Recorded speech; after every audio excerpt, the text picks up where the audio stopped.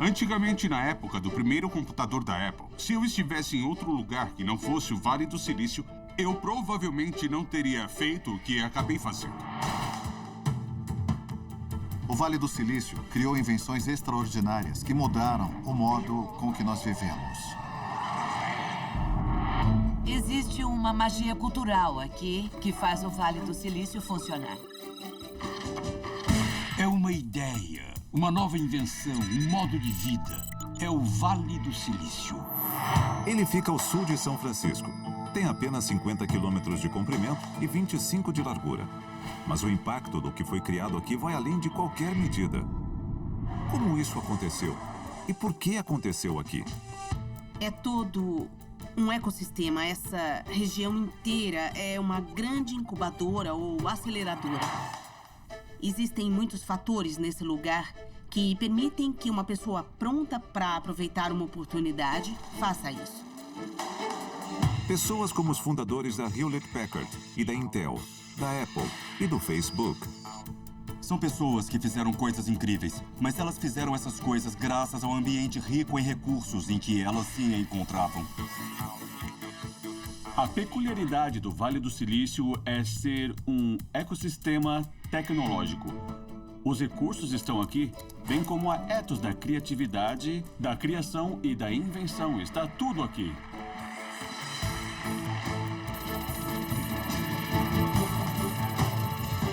Vale do Silício.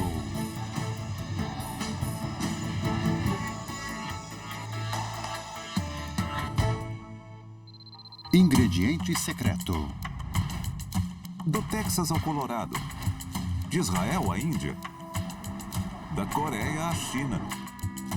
Dezenas de centros tecnológicos tentam imitar o Vale do Silício. Mas aqui há algo singular.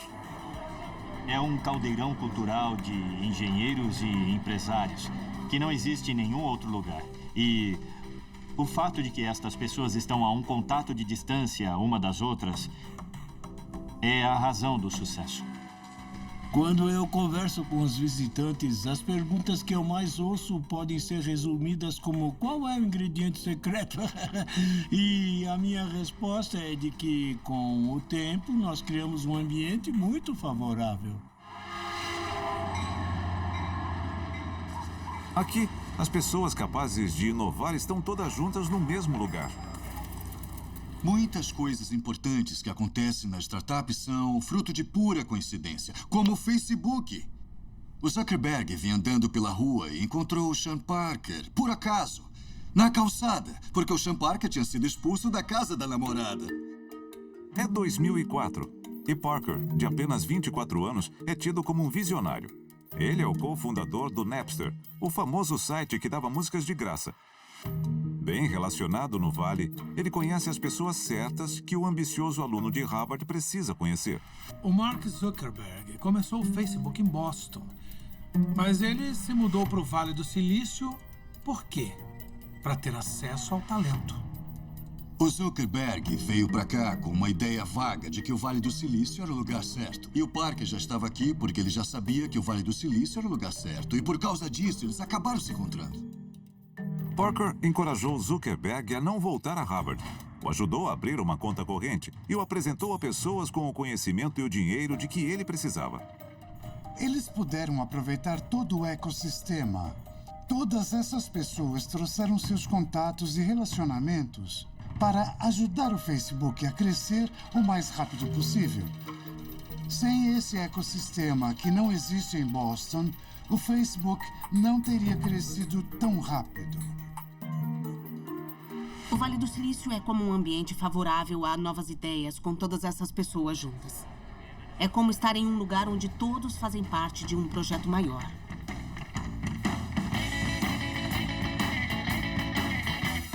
Mas na década de 1950, o vale anteriormente chamado de Vale de Santa Clara era conhecido por algo bem diferente. A vasta quantidade de pomares. Pro lado que você olhasse, por vários quilômetros, só tinha pomares de cereja, damasco e ameixa. Era um lugar muito bonito. Em qualquer lugar do mundo, as ameixas Sunsuite contribuem para a alegria e a saúde de todos. Mas, gradualmente, o vale se transformou. A terra foi convertida para um uso mais lucrativo. Indústrias da Guerra Fria, como mísseis e aviação. Existem muitas oportunidades industriais no Vale de Santa Clara. E para construir todos estes equipamentos, as companhias trouxeram milhares de engenheiros cujo entusiasmo por fabricar coisas provou ser contagioso. Especialmente para seus filhos, alguns dos quais estão prestes a sacudir o mundo. Muitas crianças no meu quarteirão, talvez metade delas, são filhos de engenheiros. Meu pai é engenheiro elétrico e um dia ele me levou para o trabalho. Eu gostei do que ele fazia e pensei, nossa, eu queria ser engenheiro um dia. E eu descobri uma revista que estava no armário da sala, com um artigo explicando como os números dos computadores são feitos de uns e zeros e como era possível adicionar e subtrair do mesmo jeito que a gente faz com os nossos números. Então eu pratiquei no papel e disse, nossa, eu sei fazer isso. E eu pensei comigo mesmo, quando ainda era bem novo, computadores vão ser a coisa mais incrível da minha vida. Eles vão ser a minha paixão. Para fazer seu próprio computador, Wozniak precisa de pequenos componentes eletrônicos chamados transistores, que funcionam como amplificadores ou interruptores, mas eles não são baratos. Ele acaba recebendo ajuda do míssil Polaris, que depende de transistores e é produzido na fábrica da Lockheed, onde seu pai trabalha. Meu pai tinha contatos nas companhias do Vale e recebeu uma doação de 400 transistores com defeitos estéticos. Peças que permitiram que o precoce estudante do 8º ano começasse. E se eu não estivesse no Vale do Silício, isso não teria acontecido. Eu estaria lendo sobre isso nas revistas, talvez estudando sobre isso, ou até sabendo como fazer. Mas eu estava bem próximo da fonte. Um amigo de Wozniak, da cidade próxima de Los Altos, Steve Jobs, também aprendeu eletrônica com seu pai, Paul Jobs, um mecânico. Jobs passava o tempo livre com Wozniak, falando sobre seu assunto preferido, computadores. Em 1975, eles entraram para o Homebrew Computer Club, um imã para viciados em eletrônica. O Vale era tão rico em engenharia, especialmente aeroespacial naquela época, que podia surgir um clube onde as pessoas construíam computadores por hobby, usando a tecnologia das empresas em torno delas. Para saber o que vai rolar daqui 5 anos, a gente não olha o quadro geral. A gente tem que olhar para as bordas. E nas bordas, em 1975, estava o Homebrew Computer Club. Todos que se interessavam por fazer computadores se reuniam lá. E eu e o Oz sempre fazíamos as coisas mais legais. No clube, Wozniak apresenta um computador que criou. Ele e Jobs logo o batizariam de Apple I. Olha, com o computador do Woz, o Jobs viu a oportunidade de tornar isso acessível para muitas pessoas, por um preço baixo. Ele disse, vamos fazer um monte desses, isso ia permitir que as pessoas finalmente tivessem seus próprios computadores.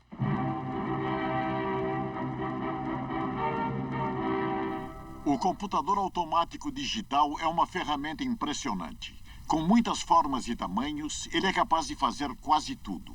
Na época, a própria palavra computador evocava o mundo frio e distante do governo, das corporações e do exército. Mas Jobs e Wozniak são filhos da contracultura que floresce na cidade próxima de São Francisco. Um movimento que se rebela contra o uso atual da tecnologia. Eu queria fazer parte da revolução. A própria palavra revolução me afetava profundamente. Eu simplesmente queria mudar aquele mundo horrível da época da Guerra do Vietnã e tudo mais. Eu queria fazer parte daquilo. Esse foi um dos motivos para eu fazer meu computador. Eu queria ajudar a revolução. Essa promessa da contracultura de transformar o mundo em um lugar melhor é muito forte aqui. E isso está ligado à tecnologia de uma forma muito intrínseca. A ideia da contracultura radical era pôr um computador na mesa de cada um. Ter um computador em casa. O sistema não teria um, você teria um. Isso foi um pensamento radical e revolucionário. A ideia é que computadores podem ser uma ferramenta de libertação. Muita gente estava atrás de meios de expandir a mente. Expandir o modo de olhar para o mundo. Pessoalmente, Steve Jobs adere ao Zen budismo. Ouve Bob Dylan. e acha que sua vida mudou graças ao LSD. Eu não me lembro de onde veio esse assunto, mas uma hora ele virou para mim e disse: olha, LSD foi uma das 2 ou 3 coisas mais importantes que eu já vivenciei. Experiências não tradicionais me ajudaram muito a fazer o que eu tentei fazer nos últimos 10 anos. Fazer um mochilão pelo país, ou atravessar o Canadá de bicicleta, ou ainda visitar os Himalaias, ou meditar em um monastério em Kyoto. Inspirados por estas novas formas de pensar, em 1976, Jobs e Wozniak fundam a companhia cuja criação um dia mudará bilhões de vidas. Então, eles fundaram a Apple Computer e se instalaram na garagem do pai do Jobs. E eu fui trabalhar lá. A gente ia fazer computadores e vender para quem quisesse um. Logo, uma loja de hobbies local encomendou 50 Apples One. E eles foram feitos em uma garagem. Uma tradição do Vale do Silício que data da década de 30, quando Bill Hewlett e David Packard iniciaram experimentos em sua garagem em Palo Alto. Eu acho que o mundo moderno começou bem ali, naquela casinha humilde. Uma casa que logo daria origem a uma das companhias mais lendárias e duradouras na história do Vale do Silício. Salas de meditação, cabeleireiros, academias, refeições gratuitas e stock options. Com todas essas vantagens e ofertas, empresas no Vale do Silício são projetadas para manter os funcionários felizes. Eles dão almoço grátis, janta grátis, transporte grátis, lavanderia grátis, cortes de cabelo, dentista, tudo de graça. Fica aqui, não vai embora. O típico ambiente de trabalho do Vale do Silício, sedutor, mas exigente, foi crucial para seu sucesso. E estas características começaram a surgir na época em que o Vale estava começando a abranger eletrônicos. Muitas coisas que a gente vê no Vale do Silício hoje, como na Google, em que você pode levar seu cachorro para o escritório, a cantina tem comida grátis, por exemplo, é tudo basicamente uma imitação do método HP. O método Hewlett-Packard, uma filosofia de administração de empresas que reflete as crenças dos fundadores da gigante tecnológica, David Packard e William Hewlett. A Hewlett-Packard foi a companhia que fundou o Vale como nós conhecemos hoje, porque ela começou numa garagem, fabricava produtos eletrônicos, se tornou uma empresa gigantesca, redefiniu o tratamento dos funcionários e teve tantas inovações na equipe quanto inovações tecnológicas. A odisseia da HP começa em 1900. Aparelhos elétricos que ajudavam a perder peso, um afinador de gaitas, controles de ar-condicionado. Finalmente, eles produzem um aparelho chamado oscilador de áudio. Acho que a melhor maneira de mostrar isso é ligando. Você pode ouvir como é. Ele produz um som variável. Isso é só parte do alcance. Seu primeiro grande cliente é o Walt Disney, que comprou 8 osciladores para seu filme Fantasia. Engenheiros os utilizam como afinadores eletrônicos para garantir que o filme soe exatamente como deve nos cinemas. Um afinador de gaitas, controles de ar-condicionado. Finalmente, eles produzem um aparelho chamado oscilador de áudio. Acho que a melhor maneira de mostrar isso é ligando. Você pode ouvir como é. Ele produz um som variável. Isso é só parte do alcance. Seu primeiro grande cliente é o Walt Disney, que compra 8 osciladores para seu filme Fantasia. Engenheiros os utilizam como afinadores eletrônicos para garantir que o filme soe exatamente como deve nos cinemas. E a HP decola. Ela começa a produzir todo tipo de eletrônico. Geradores de micro-ondas, osciloscópios, computadores e calculadoras, como a HP 35, apresentada em 1972. A primeira calculadora científica portátil. Um dos jovens engenheiros que trabalhou na calculadora antes de fundar a Apple foi Steve Wozniak. No começo, a calculadora custava $400, a HP 35. Hoje, isso dá uns $2.000 no mínimo.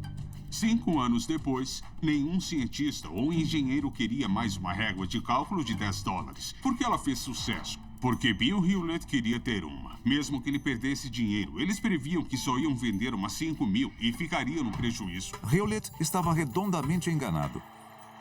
Ao todo, a HP consegue vender mais de 300 mil calculadoras. Era a companhia mais inovadora do mundo na época. A Hewlett-Packard foi, com certeza, a companhia mais inventiva da época também. Horários flexíveis, stock options, participação nos lucros, happy hour de sexta-feira. Tudo isso foi criado pela Hewlett-Packard. Nós respeitamos as pessoas. Nosso sucesso vai depender de quão bem as pessoas trabalharem. Elas merecem uma parcela dos lucros. Hewlett e Packard tratavam bem os funcionários. Eles nem se importavam se alguns deixassem a HP por outras companhias.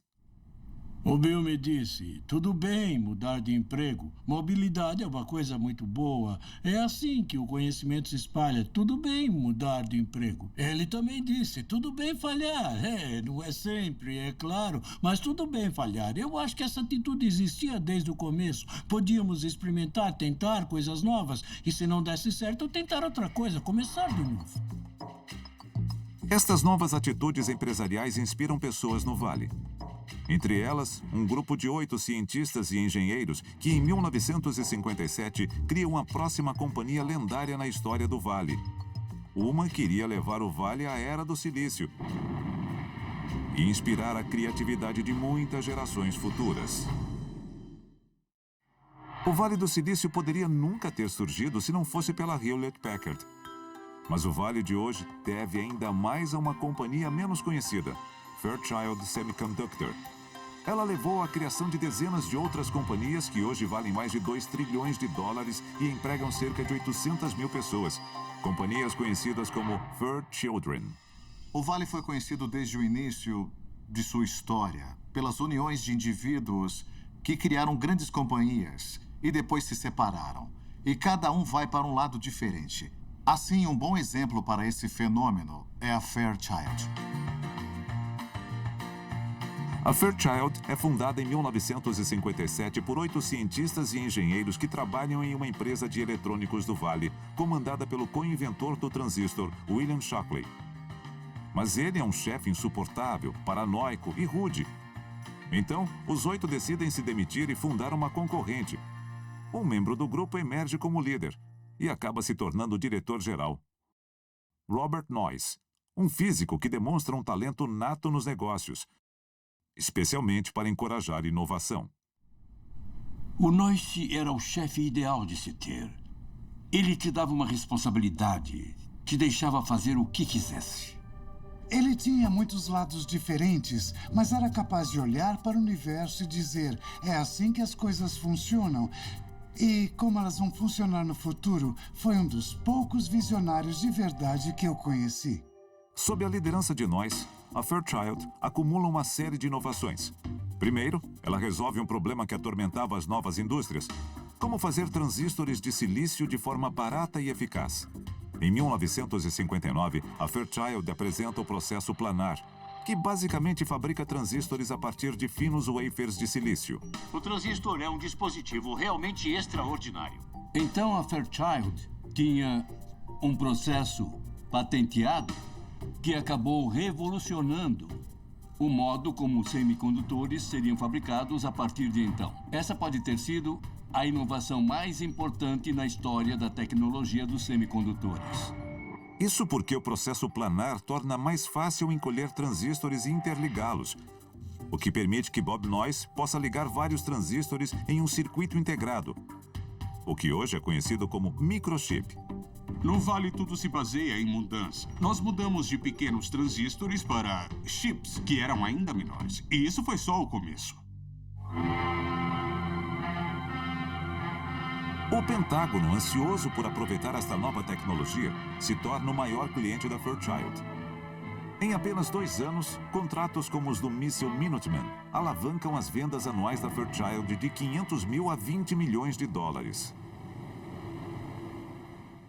Gordon Moore, um dos 8 fundadores, é o responsável pela pesquisa e desenvolvimento, uma função que exige olhar para o futuro, que ele enxerga com uma clareza impressionante. Me pediram para escrever um artigo para uma revista de eletrônica.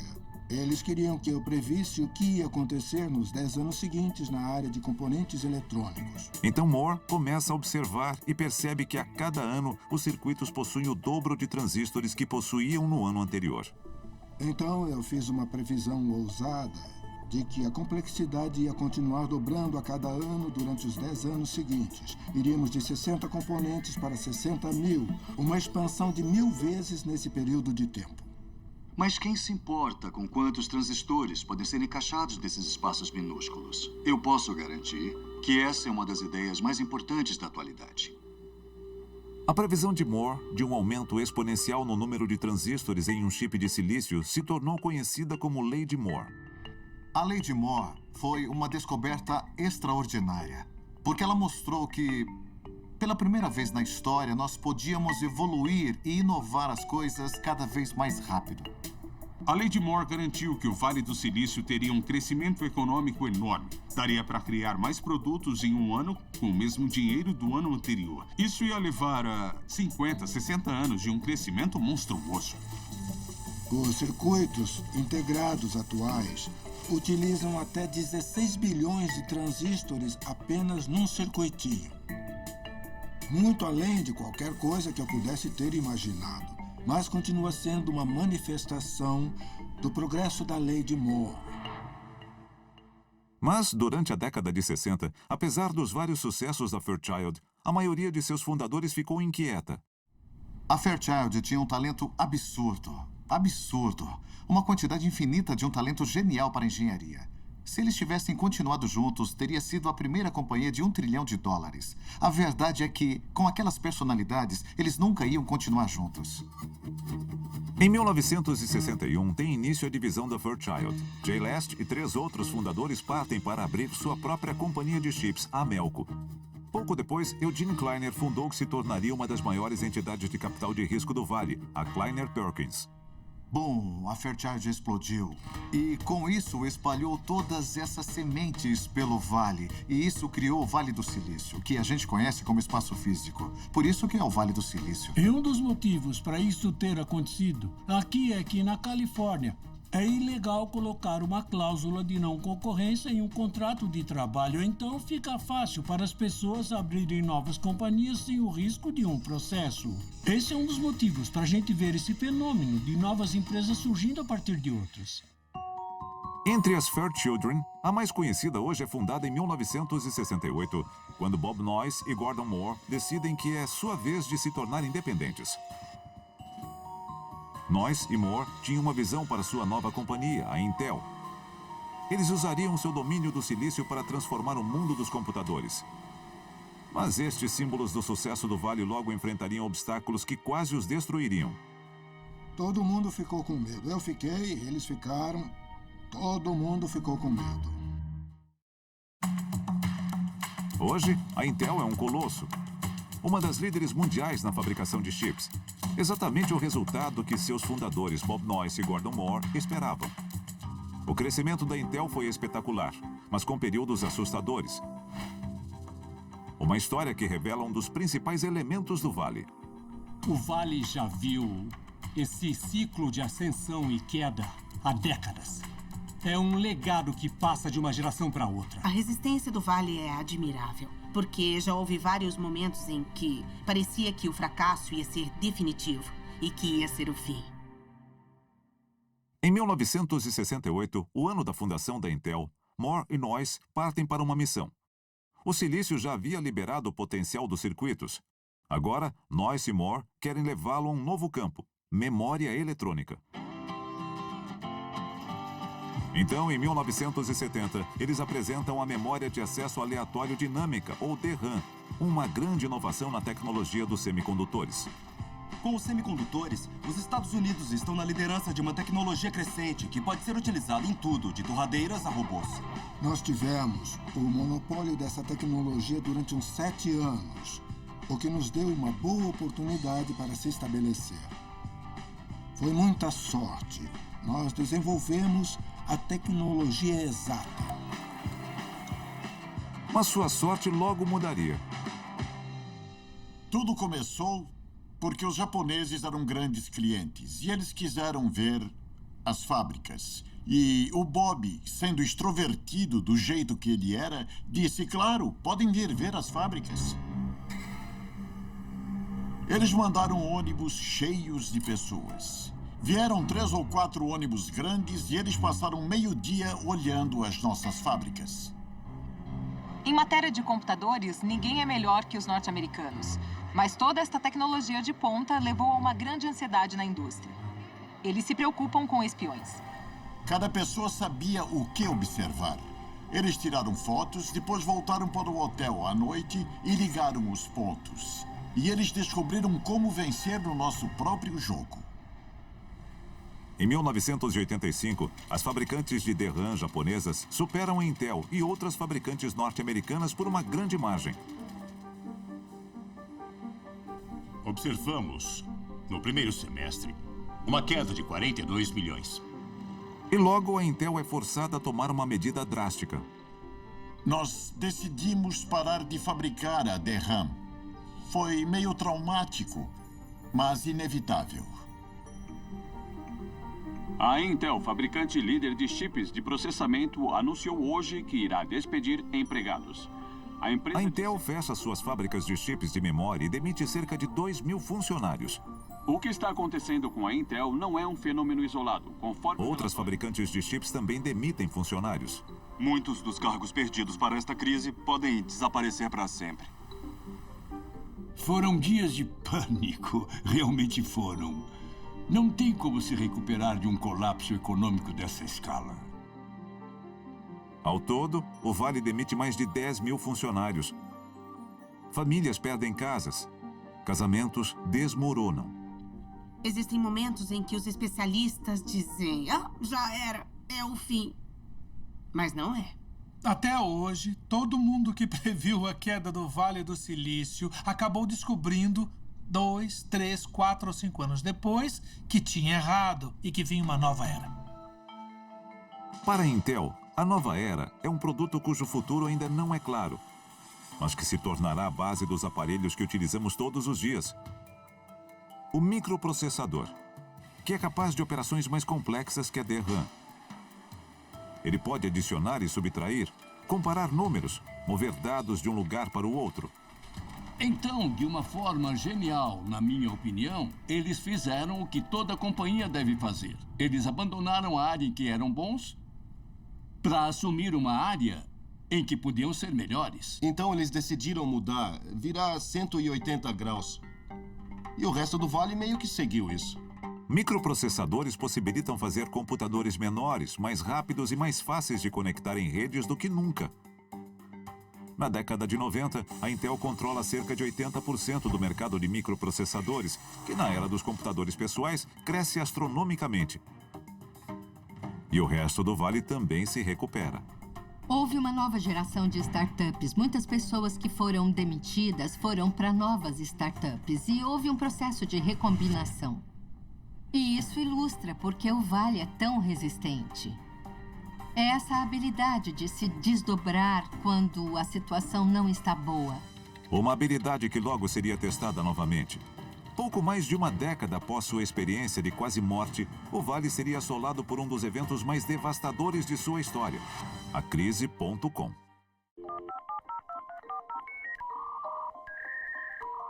Em 1995, tem início a maior expansão econômica da história do Vale do Silício, que iria elevá-lo a um novo patamar, mas também desafiar sua resistência.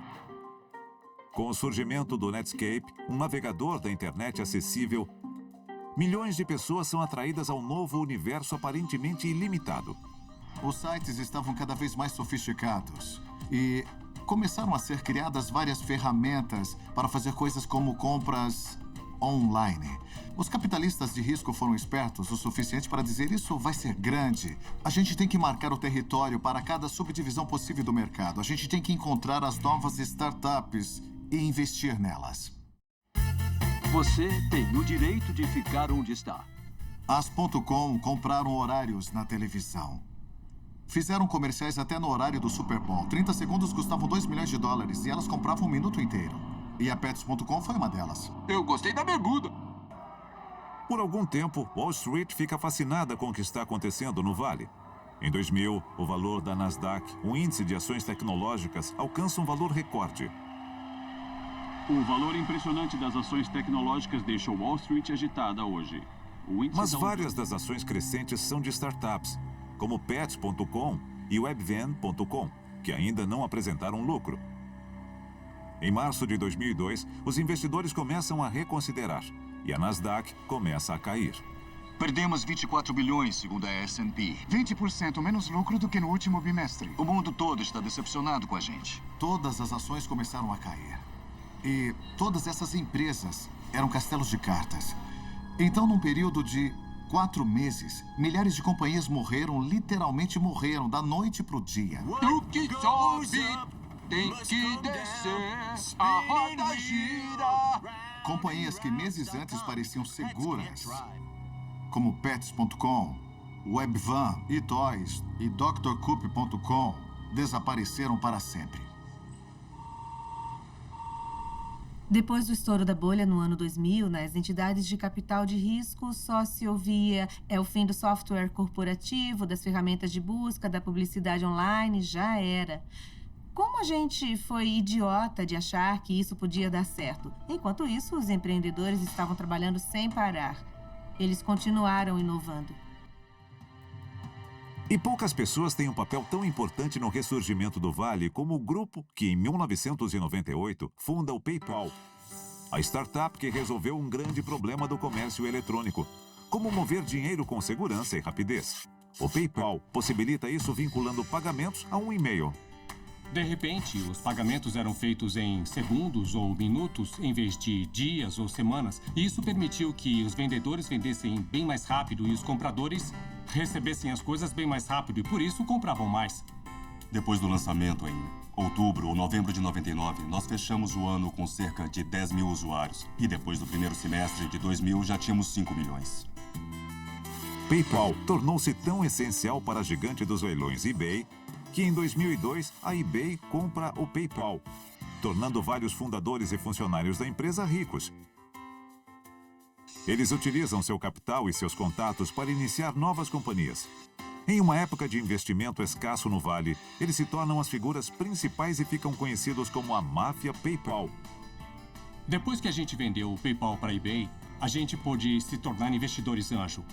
E tinha um vácuo no mercado, então acabou que 80% do mercado era de capital privado. E algumas daquelas companhias se deram muito bem. As startups financiadas pela máfia PayPal valem mais de 100 bilhões de dólares. Não acontecia uma coisa assim no Vale do Silício desde a época da Fairchild Semiconductor, quando os fundadores se separaram e então fundaram várias outras companhias no Vale. O Vale ia desaparecer com o surgimento da concorrência japonesa. Depois, o Vale ia desaparecer com o estouro da bolha.com. Mas o que aconteceu em vez disso foi que o Vale, de algum modo, se curou sozinho. E é por isso que eu digo que a maior inovação do Vale do Silício deve ser o próprio Vale. É uma seleção natural. Só uma parcela sobrevive. Mas as que sobreviveram duraram até hoje. A gente ainda tem a eBay, a gente ainda tem o Google, a gente tem várias companhias criadas na época da bolha.com. Na verdade, se você for ver o gráfico do uso do comércio eletrônico durante a bolha.com e depois que ela estourou, é uma linha quase reta subindo. Nem dá para perceber a morte de milhares de companhias. O Vale continuou crescendo.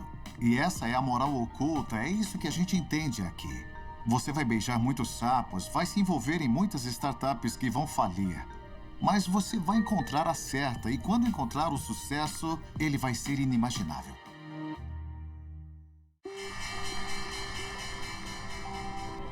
A Tesla não está trabalhando com a GM, Ford, Honda ou BMW. O Vale do Silício adora comemorar seus sucessos. O Facebook acabou de atingir 2 bilhões de usuários. Mas fica impressionado com a persistência de alguns problemas muito arraigados. Outra polêmica no Vale do Silício. 20 pessoas já foram demitidas após uma investigação da cultura de assédio. O Vale do Silício foi abalado na última semana pela Apesar de toda a receptividade e colaboração, essa é uma cultura forjada por um modelo masculino de comportamento. Fica difícil para uma mulher prosperar. É preciso estar disponível 24 horas por dia. É preciso trabalhar muito. A não ser que se tenha muitos recursos em casa, não dá para ter uma família e trabalhar no Vale. E temos que mudar isso. Apesar de o Vale ser famoso por sua riqueza, milhares de pessoas não conseguem pagar por uma residência. A gente tem a maior comunidade sem teto dos Estados Unidos em San José. Em parte porque o clima é muito bom, mas também em parte porque nós temos uma economia que força as pessoas até o fundo do poço, quando elas estão subindo até o topo. E isso é uma situação difícil de se negociar. Existem desvantagens em ser um epicentro assim. As oportunidades não são iguais para todo mundo. O custo de vida é um absurdo. O trânsito aumentou muito por aqui. Então, existem várias coisas que criam problemas aqui. A desigualdade socioeconômica é um problema bem difícil de resolver. Mas apesar dos muitos problemas do Vale, a cultura que se desenvolveu aqui ainda pode levar algumas pessoas a níveis inimagináveis. Nós trabalhamos nesse serviço Em matéria de tecnologia, essa é a capital do mundo. Estar aqui é um jogo bem diferente. O Vale do Silício vive em uma espécie de ciclo infinito. Os melhores engenheiros estão aqui. Por quê? Porque é aqui que as companhias começam. Por quê? Porque é aqui que estão os capitalistas de risco e eles financiam essas companhias. E por que eles estão aqui? Por causa dos melhores engenheiros. Por que os melhores engenheiros estão aqui? Por causa das companhias. Esse é o ciclo infinito da vida no Vale do Silício. Yan Kun nasceu e cresceu na Ucrânia. Eu mesmo tive que usar um ábaco na escola porque a gente não tinha calculadora. Eu me lembro de ver meu primeiro computador e ficar impressionado. Era fascinante para mim, parecia coisa de outro mundo. Em 1992, aos 16 anos, Kun imigra com sua mãe para a Califórnia. Seu pai fica para trás. Parentes os ajudam a alugar um apartamento barato, que por acaso fica em Mountain View, no Vale do Silício. Os primeiros 5 ou 6 anos nos Estados Unidos foram difíceis. A gente morou em alojamento público, precisou de auxílio financeiro, cupons de alimentação. Foi difícil em muitos níveis. Com certeza não foi fácil. Kun termina o ensino médio e segue seu interesse em computadores em uma faculdade estadual. Mas um encontro casual o leva a um emprego na equipe de segurança de rede na Yahoo, onde ele se beneficia de uma antiga vantagem do Vale. O recrutador que ia me contratar me explicou o conceito incrível das Stock Options. Eu não sabia nada sobre isso. E eu me lembro de estar na sala de conferências da Yahoo falando sobre estar na companhia.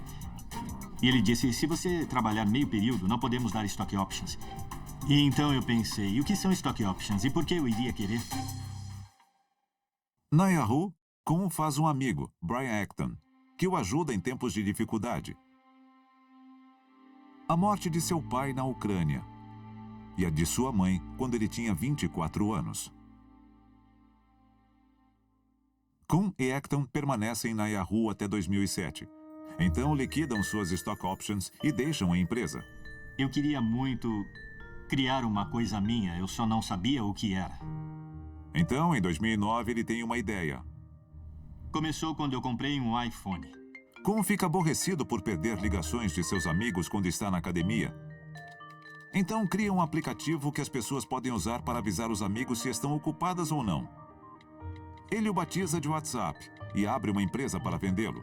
A Apple concorda em oferecê-lo na App Store. E foi um grande momento porque me deu uma sensação de conquista. Foi tipo, eu consegui.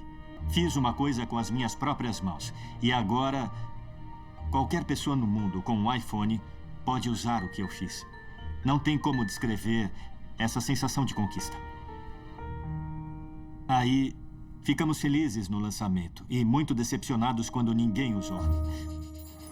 Mas Kun não desiste e reprograma o WhatsApp para um mercado em que vê a abertura. Mensagens de texto. Era muito caro mandar uma mensagem para alguém em outro país. Mandar uma foto para alguém em outro país ou até um SMS era caro demais. Então, Kun contorna as redes de SMS das companhias telefônicas. Nós podíamos usar a internet, assim como a Google, como a Netflix, como todas as empresas. Ao trocar o SMS pela internet, o WhatsApp pode oferecer um serviço global ilimitado por cerca de $1 por ano. E ele decolou. Simples assim. Foi como acender uma lâmpada. Lançada no verão de 2009, a segunda versão do WhatsApp logo ganha milhões de usuários pelo mundo. Brian Acton se une a Kuhn na direção da companhia. E logo a Sequoia Capital, uma líder em investimentos no Vale, quer conversar. Quando a gente se falou, eles já tinham mais ou menos uns 8 milhões de usuários ativos. Mais da metade das pessoas que tinha baixado o WhatsApp usava o aplicativo todo dia. A gente se preocupa com a utilização diária. E ter uma utilização diária de mais de 50% é extraordinário. A Sequoia acaba investindo quase $60 milhões no WhatsApp. Crescemos bem rápido.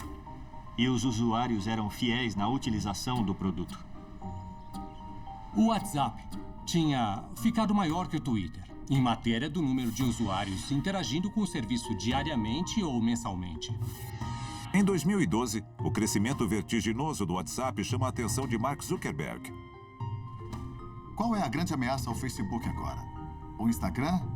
O WhatsApp? Surgem essas novas redes sociais que ameaçam o Facebook. E o que o Facebook faz? Ele gasta bilhões comprando o WhatsApp só para ele não se tornar um concorrente. Em 2014, Zuckerberg faz uma oferta. O Facebook acabou de comprar o WhatsApp por impressionantes... Um acordo de 19 bilhões de dólares. É um dos maiores negócios da história do Vale. Foi a maior compra do Facebook. Com seu investimento de $60 milhões, a Sequoia lucra $3 bilhões. E Kuhn assina o contrato na porta do edifício em Mountain View, onde costumava receber auxílio à alimentação. Hoje, o WhatsApp é utilizado por mais de 1 bilhão de pessoas. Não existe absolutamente nenhuma chance de eu ter conseguido fazer o WhatsApp fora do Vale do Silício. Não mesmo. Este lugar é mágico. Existe um elemento de instabilidade e imprevisibilidade. É por isso que é tão difícil recriar o Vale do Silício. Não tem como apenas pegar a fórmula e levar ela para outro lugar. Isso exige tempo, exige várias contribuições e interações diferentes. Mas, simplesmente, não dá para prever. E essa é a beleza disso. Esse vale supera todos, e supera em vários quilômetros. E essa distância está aumentando. Então, só dá para presumir que o vale vai seguir em frente. Que ele vai continuar sendo o líder mundial. Que ele vai continuar sendo a capital da revolução digital por muitos e muitos anos.